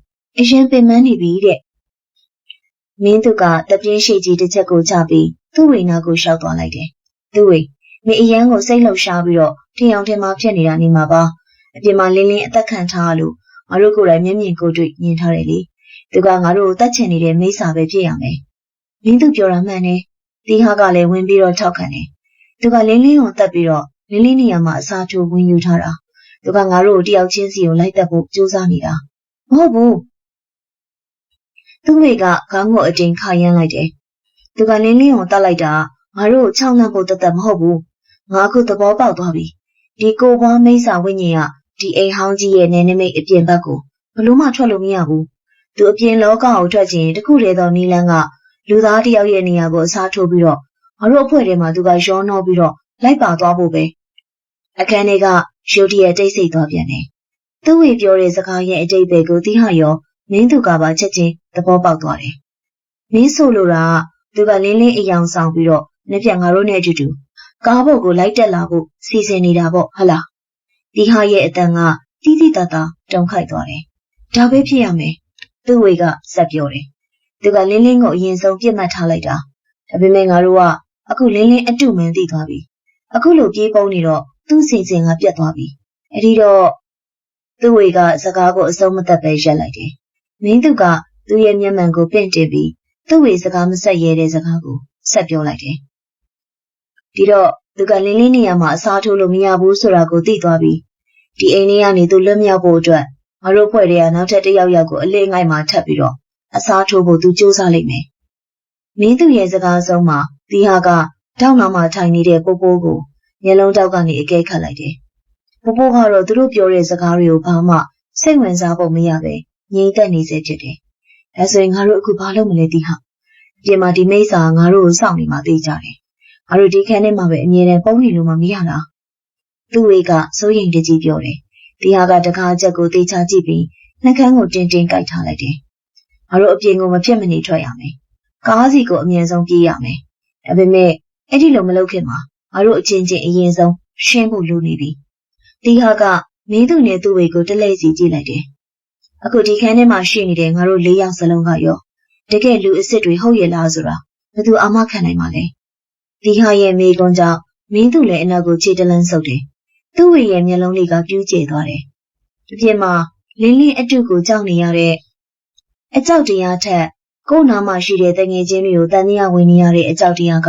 ပုံမပြီးတော့ဆိုးဝါးပြီးကြောက်မက်ဖွယ်ကောင်းနေပြီ။ဒီဟာရဲ့မိကွန်ကြောင့်အခန်းချင်းလေးထဲမှာရေခဲရည်နဲ့ပတ်ခံလိုက်ရတယ်လို့အေးဆက်တိတ်ဆိတ်သွားတယ်။သူ့ဝေကသူမရဲ့ဘေးနားမှာခွေခွေကလေးချိုင်နေတဲ့ပို့ပို့ကိုတစ်ချက်ကြည့်လိုက်ပြီးတော့အနောက်ကိုအသာအရာဆုပ်လိုက်မိတယ်။ခုနကအထိအပြင်ဘက်မှာရန်သူကိုအတူတူကြောက်နေခဲ့ကြတဲ့တငယ်ချင်းလေးယောက်အခုတော့တယောက်ကိုတယောက်တန်တရားမျက်လုံးလေးနဲ့အကဲခတ်နေပြီ။မင်းတို့ကဂရိမောင်နာကနေလှည့်လာပြီးတီဟာနဲ့မျက်နှာချင်းဆိုင်မှာဝင်ထိုင်လိုက်တယ်။တီဟာပြောတာမှန်တယ်။အတို့တယောက်ကိုတယောက်တန်တရားဝင်နေတာထက်ဆိုင်ရင်အခုဒီခန်းထဲမှာရှိနေတဲ့သူတွေအားလုံးလူအစစ်ဟုတ်မဟုတ်ဆိုတာအရင်ဆုံးသက်သေပြဖို့လိုတယ်။အမှငါတို့ရှေ့ဆက်ပြီးတော့အစီအစဉ်ဆွဲလို့ရမယ်။ဘယ်လိုသက်သေပြရမလဲမင်းတို့ငါတို့ကတာမန်လူတွေလေဘယ်သူကတရေလဲဘယ်သူကလူလဲဆိုတာခွဲခြားနိုင်တဲ့အစွမ်းမှမရှိတာ။သူ့ဝေကစိုးရိမ်တကြီးဝင်နေတယ်။မင်းတို့ကမျက်မှန်ကိုပင့်တင်လိုက်ပြီးအားလုံးကိုလေးလေးနက်နက်ကြည့်တယ်။ငါတို့မှအစွမ်းမရှိပေမဲ့အုံနောက်တော့ရှိတယ်သူ့ဝေ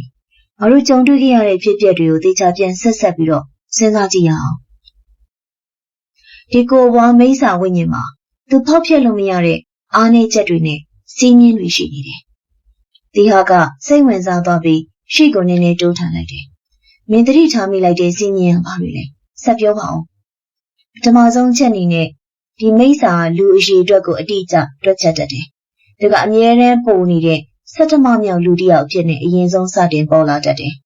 ။နေရန်ပေါ်မှာအရေး6ခုနဲ့မှန်တွေကပုံရိပ်6ခုကအဲ့ဒီအချက်ကိုသက်သေပြနေတယ်။ဒါကငါတို့ဖွဲ့တွေကတယောက်ယောက်ကိုအလေးအငိုက်မှာအစားထိုးပြီးတော့ဝင်ယူတာပဲ။မင်းသူကလက်ချောင်းလေးကိုရှက်ထားပြီးတော့ဆက်ပြောတယ်။ဒုတိယအချက်ကတော့မှတ်ဉာဏ်ပဲ။ဒီမိစ္ဆာလူတစ်ယောက်ရဲ့ရုပ်ရည်သွင်းပြီးကိုဟန်အမူအရာနဲ့အတန်ကိုရာနှုံးပြည့်အတိအကျကူးယူနိုင်စွမ်းရှိတယ်။ဒါပေမဲ့လူသားတွေရဲ့နှက်ဆိုင်တဲ့အတိတ်ကမှတ်ဉာဏ်တွေနဲ့ခံစားချက်တွေကိုတော့သူကလုံးဝမယူနိုင်ဘူး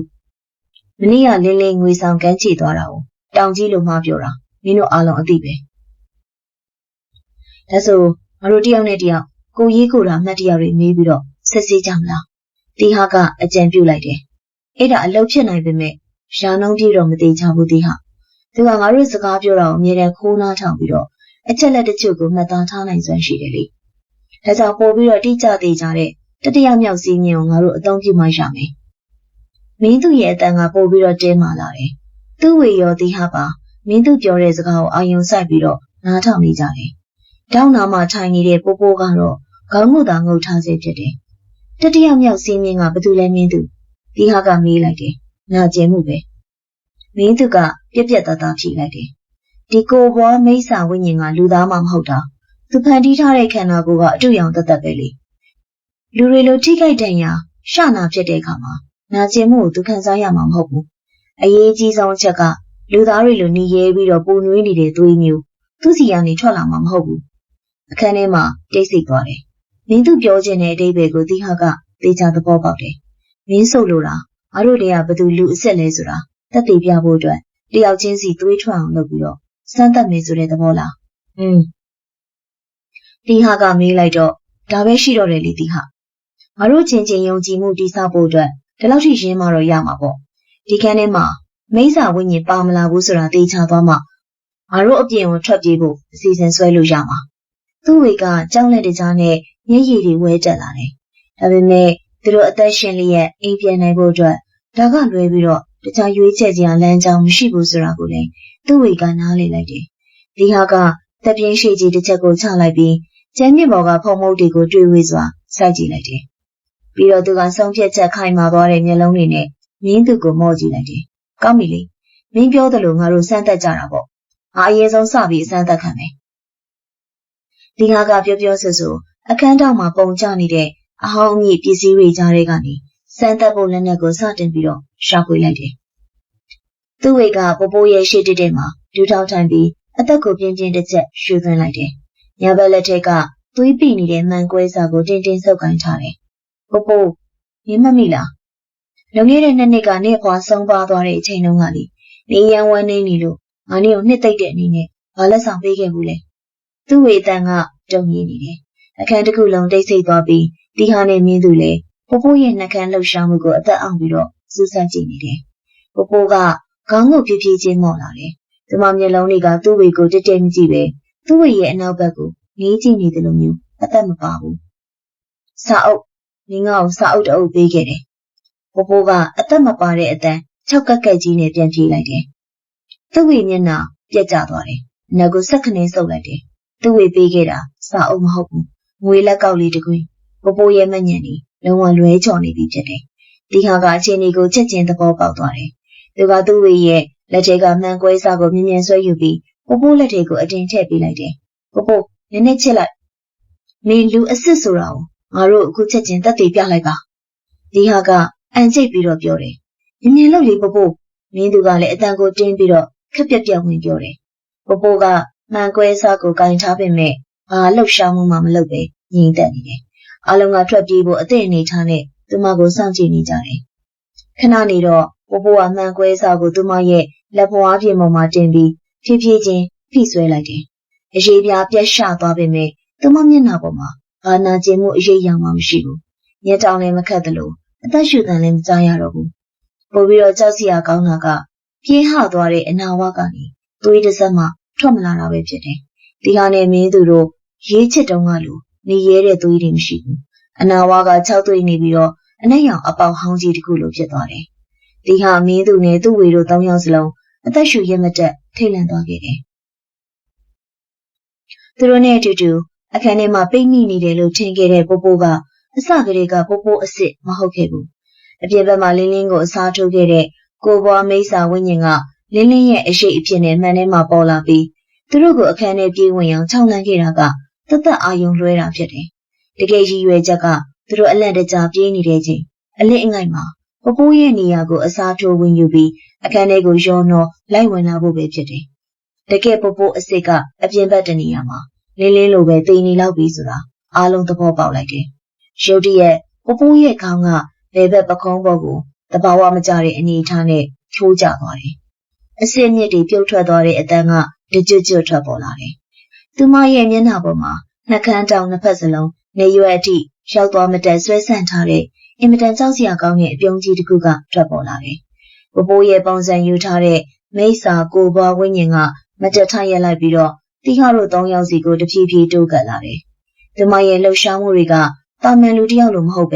ဲအယိုးစစ်တွေပြုတ်ထွက်နေတဲ့အတိုင်းတကြွကြွမြည်နေတယ်။ဒီဟာကသူ့ဝေကိုသူ့ရဲ့နောက်ကျောကိုဆွဲသွင်းလိုက်တယ်။လက်ထဲကဓမီနဲ့အဲ့ဒီကိုဘွားမိစ္ဆာရဲ့ခေါင်းကိုအားကုန်ရိုက်ချပလိုက်တယ်။ဓမီကမိစ္ဆာဝိညာဉ်ရဲ့နှစ်ဖူးကိုပြင်းပြင်းထန်ထန်ထိမှန်သွားတယ်။ဒါပေမဲ့မိစ္ဆာဝိညာဉ်ကလုံးဝနာကျင်တဲ့ပုံမရှိတဲ့အပြင်ခြေတလန်းတောင်မှရိုက်မသွားဘူး။ဒီဟာရဲ့လက်ကိုအေးဆက်နေတဲ့သူမရဲ့လက်ချောင်းတွေနဲ့ဖမ်းဆွဲပြီးနေရန်ဘက်ကိုအားပြင်းပြင်းနဲ့နှက်ပစ်ပလိုက်တယ်။ဒီဟာရဲ့ကြောပြင်နေရန်နဲ့စောင့်မိသွားပြီးတော့အသက်ရှူရခတ်သွားပြီးကျန်းကျင်ဘုတ်ကိုလဲကျသွားတယ်။ဒီဟာသူ့ဝေကကြောက်နဲ့တကြောင်အော်ခေါ်လိုက်ပြီးကျန်းပြင်ပေါ်မှာလဲကျနေတဲ့ဒီဟာကိုထူပေးဖို့ကြိုးစားတယ်။အဲ့ဒီအချိန်မှာကိုဘွားမိစ္ဆာဝိညာဉ်ကသူ့ဝေစီကိုမျက်လုံးဆူဆူရဲရဲနဲ့စိုက်ကြည့်လိုက်ပြီးတော့လက်လန်းလိုက်တယ်။အဲ့ဒီမိစ္ဆာဝိညာဉ်ရဲ့နောက်ထပ်ပြစ်မှတ်ကသူ့ဝေဖြစ်တယ်ဆိုတာမင်းသူကရှင်းရှင်းလင်းလင်းမြင်တွေ့လိုက်ရတယ်။အလွယ်ကူဆုံးနဲ့အားအနည်းဆုံးဖြစ်တဲ့သူ့ဝေရဲ့နေရာကိုအစားထိုးပြီးအပြင်လောကကိုထွက်ဖို့ကြိုးစားနေတာသိကြသွားပြီ။မင်းသူကအခြေအနေကိုချက်ချင်းသဘောပေါက်တယ်။ဒီခန်းချင်းလေးထဲမှာသူတို့3ယောက်စလုံးဆက်နေနေရင်အားလုံးသိကြပေါက်အသက်ဆုံးရှုံးရတော့မယ်ဆိုတာကိုသူကသိလိုက်တယ်။ဒီဟာသူ့ဝေကိုခေါ်ပြီးတော့အခုချက်ချင်းထွက်ပြေးတော့တကောက်အပြင်ကနေတေချာပိတ်ပစ်ခဲ့။မင်းသူကအ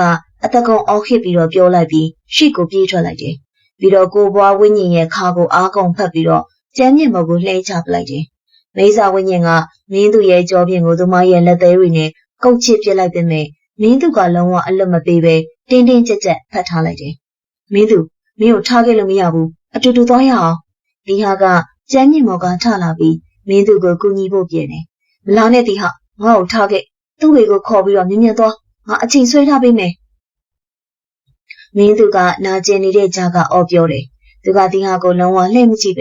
မိစ္ဆာဝိညာဉ်ကိုအသေးလေးဖတ်ထားရင်းနဲ့မြင်မြင်သွားဖို့ထပ်ပြီးတော့တွန်းအားပေးတယ်။ဒီဟာကမျက်ရည်တွေစီးကျလာပြီးတော့အန်ကျိတ်နေမိတယ်။တငယ်ချင်းကိုထားခဲ့ရမယ့်အဖြစ်ကိုသူကလုံးဝလက်မခံချင်ပေမဲ့အခုချိန်မှာမင်းသူရဲ့စရီးမှုကိုတော့အလဟတ်အဖြစ်မခံနိုင်ဘူးဆိုတာကိုသူကသိနေတယ်။ဒီဟာကငိုယုံနေတဲ့သူ့ဝေရဲ့လက်ကိုဆွဲပြီးတော့ အခန်းပြင်ကိုအမြင်ပြေးထွက်သွားတယ်။အခန်းပြင်ရောက်တာနဲ့တီဟာကတကားကိုအမြင်ဆွဲပိတ်ပြီးအပြင်ကနေကြက်ထိုးချလိုက်တယ်။တကားပိတ်သွားတဲ့စက္ကန့်ပိုင်းလေးတွင်းမှာပဲအခန်းထဲကမင်းသူရဲ့နာကျင်စွာအော်ဟစ်တန်အကျယ်ကြီးကထွက်ပေါ်လာပြီးချက်ချင်းပဲတိတ်ဆိတ်သွားတယ်။မင်းသူ့ဝေကတကားကိုရိုက်ပြီးတော့အော်ငိုလိုက်တယ်။တီဟာကသူ့ဝေကိုအတင်းဆွဲဖက်ထားပြီးတော့အတန်ထွက်မလာအောင်သူမရဲ့ပါးစပ်ကိုလက်ဝါးကြီးနဲ့ပိတ်ထားလိုက်တယ်။နှစ်ယောက်စလုံးတကားဝမှာခွေကျသွားပြီးတော့ငိုကြွေးနေကြတယ်။တီဟာကတကားကိုပြင်ကနေကြက်ထိုးလိုက်တဲ့အချိန်မှာလက်တွေကတုံ့ရင်းနေတယ်။တကားတစ်ဖက်ချမ်းကနေမင်းသူရဲ့အားကနေအော်တန်အဝိစားတွေစုပ်ပြဲခဲ့ရတဲ့အတန်နဲ့အယိုးကျိုးတဲ့အတန်တွေကအကျယ်ကြီးထွက်လာတယ်။တီဟာကတကားကြက်တုံကိုအားကုန်ဖိထားမိတယ်။အထက်ကနေတကားကိုလာကုတ်တဲ့လက်သေးတန်တွေကတဖြည်းဖြည်းတိတ်သွားတယ်။အင်ကြီးတစ်လုံးလုံးတိတ်ဆိတ်သွားတယ်။တီဟာကသူ့ရဲ့လက်ကိုဆွဲပြီးအရှိကိုပဲအားကုန်အတင်းပြေးထွက်လိုက်တယ်။အင်ကြီးထဲမှာသူတို့နှစ်ယောက်တည်းကြံရိတ်ခဲ့ပြီးဖြစ်ပြီးတော့မိစ္ဆာဝိညာဉ်ကအခန်းထဲမှာပိတ်မိနေတယ်။ဒါပေမဲ့ဘယ်အချိန်မှတကားကိုချိုးဖျက်ပြီးတော့ထွက်လာမလဲဆိုတာမသိနိုင်တော့ဘူး။တီဟာကတကားဝမှာခွေကျပြီးငိုနေတဲ့သူ့ရဲ့ပကုံးကိုကိုင်ပြီးအတင်းဆွဲထူလိုက်တယ်။မင်းသူကသူတို့အတွက်စတေးပြီးဖန်တီးပေးခဲ့တဲ့အချိန်လေးကိုအလဟတ်သက်အဖြစ်မခံနိုင်တော့ဘူးဆိုတာတီဟာကောင်းကောင်းသိနေတယ်။ထပါသူ့ဝေငါတို့ဒီမှာဆက်နေလို့မရတော့ဘူး။အိမ်ရှိပင်မှာတကားကြီးစီကိုခုချက်ချင်းပြေးမှဖြစ်မယ်။တီဟာကသူ့ဝေရဲ့မျက်ရည်တွေကိုတုပ်ပေးပြီးတော့အတန်ကိုတည်ငြိမ်အောင်ထိန်းပြီးတော့ပြောလိုက်တယ်။သူ့ဝေကခေါင်းကိုအတင်းခါရမ်းလိုက်တယ်။ငါမပြေးနိုင်တော့ဘူးတီဟာ။မင်းသူကိုဒီတိုင်းကြည့်ထားပြီးတော့ငါအသက်မရှင်ချင်တော့ဘူး။ငါကြောက်တယ်။သူ့ဝေရဲ့အတန်ကရှိုက်တန်တွေကြားမှာပြက်တောင်းဖြစ်နေတယ်။မင်းသူကငါတို့နှစ်ယောက်အသက်ရှင်ဖို့အတွက်သူ့အသက်ကိုပေးသွားတာသူ့ဝေ။သူ့ကျေးဇူးကိုငါတို့ဒီလိုအလဟတ်သက်အဖြစ်ခံလို့မရဘူး။ငါတို့အသက်ရှင်လျက်အိမ်ပြန်ရောက်မှဖြစ်မယ်။ထားစမ်းပါ။ဒီဟာကသူ့ဝေရဲ့လက်မောင်းကိုအတင်းဆွဲထုလိုက်ပြီးတော့အိမ်နောက်ဘေးရှောက်လန်းကနေအိမ်ရှိဧကန်စီကိုဦးတည်ပြီးတော့အမြဲအပြေးဆွဲခေါ်သွားတယ်။သူ့ဝေကခြေထောက်တွေရိုင်းနေပေမဲ့ဒီဟာရဲ့ဆွဲခေါ်ရနောက်ကိုအမောင်လေးကနေစံတဝါဝါနဲ့လိုက်ပါလာခဲ့လိုက်တယ်။သူတို့ပြေးထွက်လာပြီးတိတ်မကြခင်မှာပဲအနောက်ဘက်ကနေတသားတခါကိုအားပြင်းပြင်းနဲ့ရိုက်ချိုးလိုက်တဲ့အတန်ကကျေလောင်စွာထွက်ပေါ်လာတယ်။တသားစားတွေအကွယ်ပျက်စီးသွားတဲ့အတန်နဲ့အတူကျမ်းမြင့်မော်ကိုလေးလံနဲ့ခြေလမ်းတွေနဲ့လှမ်းလာတဲ့အတန်ကိုပါစက်တိုက်ကြားလိုက်ရတယ်။သူထွက်လာပြီးတီဟာပြေးမြင်ပြေးသူ့ဝေကအနောက်ကိုလက်မကြည့်ရဲပဲတီဟာရဲ့လက်ကိုအတင်းဆွဲပြီးတော့ပြေးတယ်။ကိုဘွားမိစ္ဆာဝိညာဉ်ကအခန်းထဲကနေလွတ်မြောက်လာပြီးဖြစ်ပြီးသူတို့နှစ်ယောက်နောက်ကိုထက်ချက်မကွာလိုက်လာပြီးဆိုတာသိချသွားပြီ။အဲကန်လေလောက်ကိုရောက်တဲ့အခါသူ့ဝေရဲ့ခြေလမ်းတွေကရုတ်တရက်ရက်တန့်သွားပြီးကျမ်းမြင့်ဘော်ကိုတူးထောင်လဲကျသွားတယ်။ဒီဟာကသူ့ဝေကိုပြန်ဆွဲထုဖို့ကြိုးစားပေမဲ့သူ့ဝေရဲ့ခန္ဓာကိုယ်ကကြောက်တုံးတုံးလိုလေးလံပြီးတော့တောင့်တင်းနေတယ်။သူ့ဝေကသူမရဲ့နားနှစ်ဖက်ကိုလက်နဲ့အတင်းအုပ်ပြီးတော့နာကျင်စွာညှိတွားလိုက်တယ်။သူ့ဝေဘာဖြစ်လို့လဲထလေငါတို့တကားစီကိုရောက်တော့မယ်လာဒီဟာကစိုးရိမ်တကြီးအော်ပြောတယ်။အာခေါင်းလေးအရန်ကြိုက်တယ်။သူငါခေါင်းလေးကိုဝင်လာပြီးဒီဟာသူ့ဝေကမျက်စိကိုတင်းတင်းနှိပ်ပြီးတော့အော်ပြောတယ်။သူငါ့ကိုပြောနေတယ်ဒီအိမ်ကြီးထဲမှာဆက်မနေချင်တော့ဘူးတဲ့။ငါခန္ဓာကိုယ်ကိုအလိုရှိတယ်လို့သူပြောနေတယ်။ငါ့ကိုကယ်ပါအောင်ဒီဟာကိုဘွားမိစ္ဆာဝိညာဉ်ကရုပ်ပိုင်းဆိုင်ရာအရာတွေမဟုတ်ပဲစိတ်ပိုင်းဆိုင်ရာအရာပါသူ့ဝေကိုတိုက်ရိုက်လွှမ်းမိုးဖို့ကြိုးစားနေတာကိုဒီဟာကချစ်ချင်းရိပ်မိသွားတယ်။ဒီမိစ္ဆာဝိညာဉ်ကအင်ကြီးရဲ့နယ်နိမိတ်ကိုဖျက်ကျော်ဖို့အတွက်အသက်ရှင်နေတဲ့လူသားတစ်ယောက်ရဲ့ခန္ဓာကိုယ်ကိုမဖြစ်မနေလိုအပ်နေတာဖြစ်တယ်။အခုချိန်မှာအားအနည်းဆုံးဖြစ်တဲ့သူ့ဝေကမိစ္ဆာဝိညာဉ်အတွက်အကောင်းဆုံးနောက်ဆုံးပြစ်မှတ်ဖြစ်နေပြီဆိုတာဒီဟာကသဘောပေါက်သွားတယ်။အနောက်ဘက်အမောင်ကျတွေကနေကိုပိုးရဲ့ပုံစံကိုယူထားတဲ့ကိုဘွားမိစ္ဆာဝိညာဉ်ကတရွေ့ရွေ့ထွက်ပေါ်လာတယ်။မိစ္ဆာဝိညာဉ်ရဲ့မျက်လုံးလေးကကျန်းကျင်ပေါ်မှာလဲကျနေတဲ့သူ့ဝေစီကိုပဲစူးစိုက်ကြည့်နေတယ်။ဒီဟာကိုတော့လုံးဝအာရုံမစိုက်တော့ဘူး။သူ့ဝေရဲ့မျက်လုံးလေးကတဖြည်းဖြည်းအဖြူရောင်ကိုပြောင်းလို့နီးပါဖြစ်လာပြီးတော့အသိစိတ်တွေလွတ်ထွက်သွားမယ့်အခြေအနေကိုရောက်နေပြီဖြစ်တယ်။ဒီဟာကအချိန်မဆွဲတော့ပဲသူ့ဝေရဲ့ပါးပြင်ကိုခဏနာတစ်ချက်ဖြောင်းကနေရိုက်ချပလိုက်တယ်။ရုတ်တရက်နာကျင်သွားမှုကြောင့်သူ့ဝေခေါင်းထဲမှာဆူညံသံတွေခဏတာလွှဲဆင်သွားပြီးတော့အသိစိတ်တွေပြန်ဝင်လာတယ်။တတိထားစံသူ့ဝေမင်းစိတ်ကိုလုံးဝအလွတ်မပေးနဲ့ငါ့ကိုကြည့်။ဒီဟာကသူ့ဝေရဲ့ပခုံးနှစ်ဖက်ကိုကင်လှုပ်ပြီးတော့အော်ပြောလိုက်တယ်။ဒီဟာကသူ့ဝေကိုကိုယ်ချီလူနီးပါဆွဲထုတ်လိုက်ပြီးအင်ရှိပင်မှာတကားမကြီးရှိရာကိုအတင်းတိုးဖို့ခေါ်ဆောင်သွားတယ်။အင်ရှိတကားမကြီးကသူတို့ရှိနေလောက်အကွာမှရှိနေပြီဖြစ်တယ်။ တစ်သားချက်တုံးကြီးကိုဆွဲဖြုတ်လိုက်တာနဲ့အပြင်လောကကိုသူတို့ကရောက်ပြီဒါပေမဲ့တီဟာရဲ့စိတ်ထဲမှာအင်မတန်ခက်ခဲတဲ့ပြဿနာတစ်ခုကိုစတင်တွေးတောလိုက်မိတယ်တကယ်လို့သူတို့နှစ်ယောက်စလုံးတကားကိုဖွင့်ပြီးအပြင်ကိုထွက်ပြေးသွားခဲ့ရင်အနောက်ကနေလိုက်လာတဲ့ကိုဘွားမိတ်ဆာဝိညာဉ်ကလည်းဖွင့်ထားတဲ့တကားပေါက်ကနေအလွယ်တကူလိုက်လာပြီးတော့သူ့ဝေနေရာကိုအစားထိုးဝင်ယူသွားနိုင်ဖို့ဖြစ်နိုင်ချေများလို့နေသူ့ဝေမင်းတယောက်တည်းအပြင်ကိုရောက်အောင်ပြေးရမယ်တကားပွင့်တာနဲ့ကားစီကိုရှိတဲ့နေရာတန်းပြေး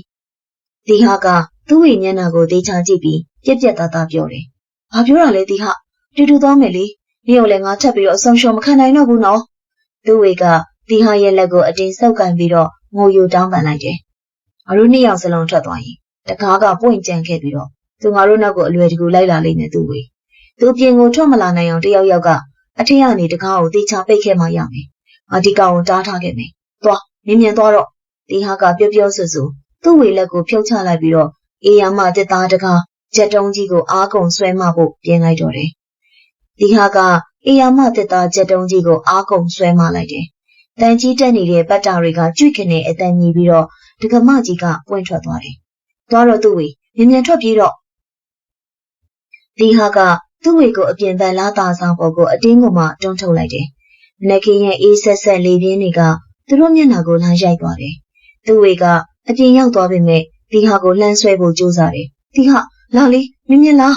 သူ့ဝေကငိုယိုပြီးတော့ခေါ်တယ်တီဟာကအပြင်ကိုခြေလန်းလှမ်းဖို့ပြင်နေတော့မှပဲအနောက်ဘက်အမောင်ထုတွေကရေခဲလိုအေးဆက်တဲ့လက်ချောင်းကတီဟာရဲ့ခြေချင်းဝတ်ကိုဖမ်းဆွဲပလိုက်တယ်တီဟာကျန်းမြင့်မော်ကိုမှောက်ရက်သာလဲကျသွားတယ်တီဟာသူ့ဝေကကျန်းမြင့်မော်ဒူးထောက်ကျသွားတဲ့တီဟာရဲ့လက်ကိုအတင်းလှမ်းဆွဲပလိုက်တယ်တီဟာကသူ့ကိုဆွဲထားတဲ့အရာကိုလှည့်ကြည့်လိုက်တော့ပိုးရဲ့ပုံစံကိုယူထားတဲ့ကိုဘွားမိတ်ဆာဝိညာဉ်ကသူ့ကိုအိမ်အမောင်လေးကိုပြန်လဲဆွဲသွင်းနေတာတွေ့လိုက်တယ်မိတ်ဆာဝိညာဉ်ရဲ့မျက်နှာပေါ်ကအပြုံးကြီးကပိုပြီးတော့ကျဲပြန့်လာတယ်ငါကိုလွတ်ဆန်းတီဟာကဒေါသတကြီးအော်ပြုံးရင်းနဲ့လွတ်နေတဲ့ခြေထောက်တစ်ဖက်နဲ့မိတ်ဆာဝိညာဉ်ရဲ့မျက်နှာကိုအားကုန်ကန်ထပ်ပလိုက်တယ်ဒါပေမဲ့မိတ်ဆာဝိညာဉ်ကနာကျင်မှုကိုမသိဘူးတီဟာရဲ့ကန်းချက်ကြောင့်ခေါင်းကအနက်ကိုလန်သွားပေမဲ့ခြေချင်းမှုကိုဆုပ်ထားတဲ့လက်ကတော့ပိုပြီးတော့တင်းကျပ်လာတယ်တီဟာရဲ့အယိုးတွေကျုံးကြည့်မတက်နာကျင်လာတယ်ပြေးတော့သူ့ဝေအောက်ထားခဲ့တော့လို့ငါပြောနေတယ်တီဟာကနာကျင်မှုတွေကြားကနေအန်ကျိတ်ပြီးတော့ပြောလိုက်တယ်သူ့ဝေကမျက်ရည်တွေနဲ့ခေါင်းကိုအတင်းခါရမ်းတယ်မရဘူးငါနဲ့တော့မထားခဲ့နိုင်ဘူးအတူတူသွားရမယ်တီဟာကဒီမိစ္ဆာဝိညာဉ်ကိုရိုက်နှက်တိုက်ခိုက်နေလို့အလဟတ်သက်ပဲဖြစ်မယ်ဆိုတာသဘောပေါက်လိုက်တယ်ဒီချိန်မှာတီဟာရဲ့မျက်လုံးကတကားဝဘေးမှာရှိတဲ့ဆွေးညိနေပြီဖြစ်တဲ့အိမ်အမိုးတောက်တိုင်အဟောင်းကြီးကိုသွားတွေ့တယ်ဒီတိုင်ကလာသာဆောင်ရဲ့အမိုးကိုထောက်ထားတဲ့အဓိကတိုင်ကြီးဖြစ်တယ်သူ့ဝေအနောက်ကိုဆုပ်တီဟာကအသက်ကုန်အော်ပြုံးလိုက်တယ်သူ့ဝေကအနောက်ကိုနည်းနည်းဆုပ်သွားတဲ့အချိန်မှာတီဟာကသူ့ရဲ့လွတ်နေတဲ့ခြေထောက်နဲ့အဲ့ဒီဆွေးညိနေတဲ့သက်သားတိုင်ကြီးကိုအားကုန်လှမ်းကန်ချပလိုက်တယ်ဝုန်းဆိုတဲ့အတန်ကြီးကကျဲလောင်စွာထွက်ပေါ်လာပြီးနှစ်ကာလကြာရှိစွာမိုးတန်လေးတန်ကြောင့်ဆွေးညိနေတဲ့သက်သားတိုင်ကြီးကကျိုးပဲ့သွားတယ်အင်းရှိမျက်နှာကျက်တစ်ခုလုံးနဲ့လေးလံနေတဲ့သက်သားထုတ်တန်းကြီးတွေကအောက်ကိုပြုတ်ကျလာတယ်မျက်နှာကျက်ပြားတွေနဲ့သက်သားတုံးကြီးတွေကတီဟာကိုဆွဲထားတဲ့မိစ္ဆာဝိညာဉ်ရဲ့အပေါ်ကိုတက်တက်မတ်မတ်ပိကျသွားတယ်ကိုဘွားဝိညာဉ်ကနာကျင်မှုကိုမသိပေမဲ့အေယာမသက်သားတုံးကြီးအောက်မှာရုပ်ပိုင်းဆိုင်ရာအရာလှုပ်ရှားလို့မရတော့ပဲအသေးချာပိတ်မိသွားတယ်ခြေချင်းဝတ်ကိုစုပ်ကင်ထားတဲ့လက်တွေကလည်းလွတ်ထွက်သွားတယ်တီဟာကအချိန်မဆွဲတော့ပဲလာသာဆောင်အပြင်ဘက်ကိုအမြင်လူးလိမ့်ပြီးတော့ထွက်ပြေးလာခဲ့လိုက်တယ်ဖုံလုံးကြီးတွေထောင်းကနေထသွားပြီးလေထဲမှာတစ်သားဆွေးနဲ့နေလွှမ်းမိုးသွားတယ်ထသူ့ဝေတကားကိုမြင်ပိတ်ရအောင်တီဟာကသူ့ဝေကိုဆွဲထုတ်လိုက်ပြီးသူတို့နှစ်ယောက်သာအေယာမတစ်သားတကားမကြီးနှစ်ချက်ကိုအပြင်ဘက်ကနေအားကုန်တွန်းပိတ်လိုက်ကြတယ်ပြီးတော့နဲ့အပြင်ပန်းလားတောင်ဆောင်မှာရှိနေတဲ့အေယာမတစ်သားချက်တုံးအကြီးကြီးကိုကောက်ယူပြီးတကားကိုအသေးပိတ်လောင်လိုက်ကြတယ်တကားအသေးပိတ်သွားတဲ့အချိန်မှာပဲအိမ်ထဲကနေတစ်သားတကားကိုလာတိုက်တဲ့အတန်တိုင်းနဲ့ညီသွားတယ်ဒါပေမဲ့တစ်သားချက်တုံးကြီးကြောင့်တကားကလုံးဝပွင့်မသွားဘူးပြိုကျပျက်စီးနေတဲ့အိမ်ဟောင်းကြီးထဲမှာကိုဘွားမိစ္ဆာဝိညာဉ်ကိုအောင်မြင်စွာထောင်ချောက်ဆင်ပြီးတော့ပိတ်လောင်ထားနိုင်ခဲ့ပြီဖြစ်တယ်ငါတို့လုံနိုင်ခဲ့ပြီသူ့ဝေသူထွက်လာလို့မရတော့ဘူးဒီဟာကအမောတကောပြောပြီးသူ့ဝေရဲ့ပခုံးကိုဖတ်လိုက်တယ်သူ့ဝေကဘာမှပြန်မပြောတော့ပဲဒီဟာရဲ့ရင်ဝင်ထဲမှာရှိုက်ကြီးတငယ်ငိုချလိုက်တယ်သူတို့နှစ်ယောက်သာမနက်ခင်းနေရောင်ကြီးအောက်မှာကလောမျိုးတွေကိုဥတီတဲ့မြေနီလန်းကလေးအတိုင်း ပြေးထွက်လာခဲ့ကြတော့တယ်။ဒီဟာနဲ့သူ့ဝေတို့နှစ်ယောက်သာရှုံးပွဲတွေချိုတက်နေတဲ့ညီနီလန်းအတိုင်းအသက်လူပြီးတော့ပြေးလာခဲ့ကြတယ်။မနက်ခင်းနေရောင်ကြီးကမြူခိုးရီကြားကနေဖြာကျနေပြီးကလောမျိုးရဲ့အေးဆက်တဲ့လီတို့က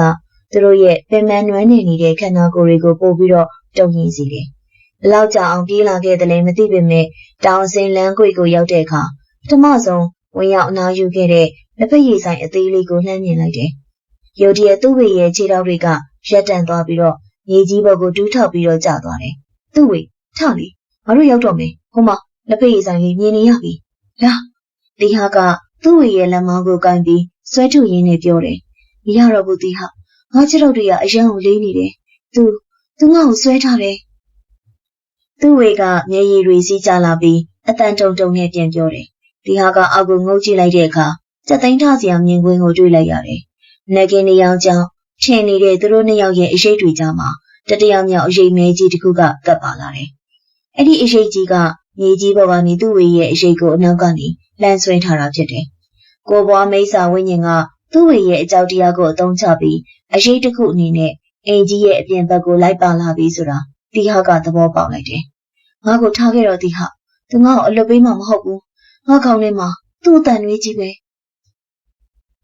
သူ့ဝေကမျက်စိကိုမိတ်ပြီးလက်ကိုမြောက်အရှုံးပေးဖို့ပြင်တယ်။လုံးဝအရှုံးမပေးနဲ့သူ့ဝေ။မင်းသူ့ရဲ့အသက်ကိုအလဟတ်တအဖြစ်မခံနိုင်ဘူး။တီဟာကဒေါသတကြီးအော်ပြောလိုက်တယ်။အဲ့ဒီချိန်မှာမင်းသူပြောခဲ့တဲ့စီးမြင်းကိုတီဟာကသွားပြီးတော့တတိယသွားတယ်။မိစ္ဆာဝိညာဉ်ကလူသားတွေရဲ့နာကျင်မှုနဲ့ပုံနွေးတဲ့သူတွေကိုလုံးဝနားမလည်နိုင်ဘူး။အတုခိုးလို့လည်းမရဘူး။ဒါကသူတို့ရဲ့အကြီးမားဆုံးအားနည်းချက်ပဲဖြစ်တယ်။ဒီကဘာမှထပ်ပြီးတော့မစင်စားတော့ပဲအရင်ကမှန်ကွဲစားနဲ့လှီးထားလို့ရှနေတဲ့သူရဲ့ဘဲဘက်လက်ပွားကတန်းရကိုညာဘက်လက်ချောင်းတွေနဲ့အားကုန်ဖိချေပြီးတော့ဆွဲပြဲပလိုက်တယ်။နာကျင်မှုကြောင့်တီဟာရဲ့မျက်နှာရှုံ့မဲ့သွားပြီးသွေးတွေကတဖန်ပြန်လဲစီးကျလာတယ်။တီဟာဒီဘာလို့တာလဲ။သူ့ဝေကလန့်သွားတယ်။ငါ့ကိုကြည့်သူ့ဝေဒီနာကျင်မှုကိုခံစားကြည့်စမ်း။ဒါလူသားတွေပဲလုံနိုင်တာ။သူတို့လုံလို့မရဘူး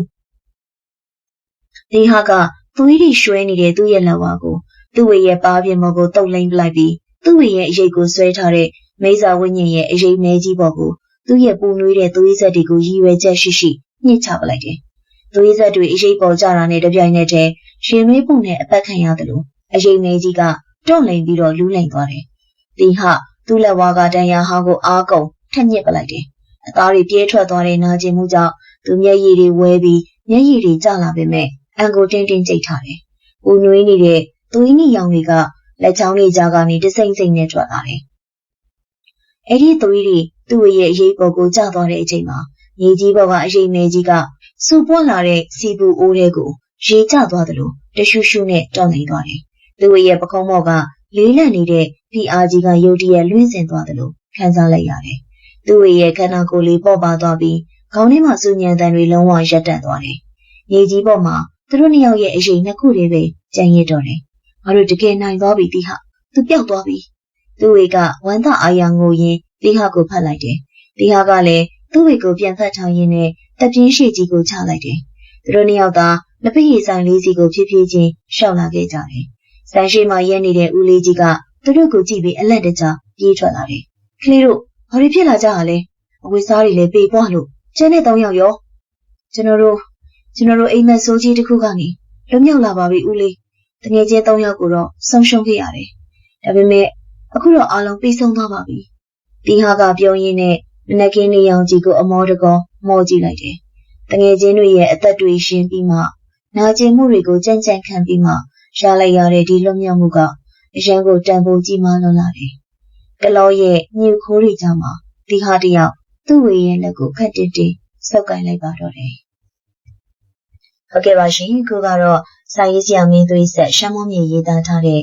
ကိုပွားမိတ်ဆာဆိုတဲ့ဝတ္ထုဇာတ်လမ်းအစအဆုံးကိုတင်ဆက်ပေးခဲ့တာဖြစ်ပါတယ်။နောက်ရက်ဒီမှာလည်းဘယ်လိုဇာတ်လမ်းလေးတွေကိုရွေးချယ်တင်ဆက်ပေးအောင်လဲဆိုတာကျမတို့ရဲ့ BGS Channel လေးကိုစောင့်မျှော်နှားဆင်ပေးကြပါအောင်ရှင်။လိုက်ပါနာဆင်ခဲ့ကြတဲ့ပရိသတ်တယောက်ချင်းစီတိုင်းကိုကျေးဇူးများကြီးတင်ပါတယ်ရှင်။